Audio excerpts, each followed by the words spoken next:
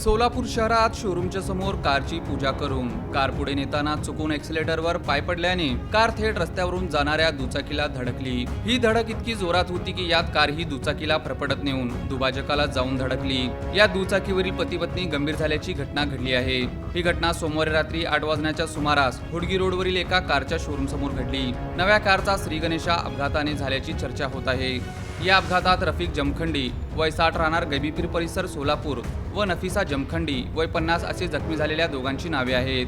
ही घटना झाल्यानंतर रस्त्याच्या दुतर्फा गर्दी झाली होती। याची माहिती मिळताच औद्योगिक पोलीस चौकीचे हवालदार सुरेश वाघमारे एसटी बहिर्जे यांनी घटनास्थळी भेट दिली। या घटनेनंतर शोरूम मधील कर्मचाऱ्यांनी आणि रस्त्यावरील नागरिकांनी जखमींना जवळच्या खासगी हॉस्पिटलमध्ये दाखल केले।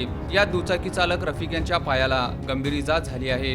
त्यांचे पाय फ्रॅक्चर झाल्याची माहिती प्रत्यक्षदर्शींनी दिली, तर नफिसा यांच्या डोक्याला आणि पायाला गंभीर इजा झाली आहे अशी माहिती नातेवाईकांनी दिली आहे। पोलिसांनी कार आणि कार चालकाला ताब्यात घेतले आहे अशी माहिती पोलिसांनी दिली।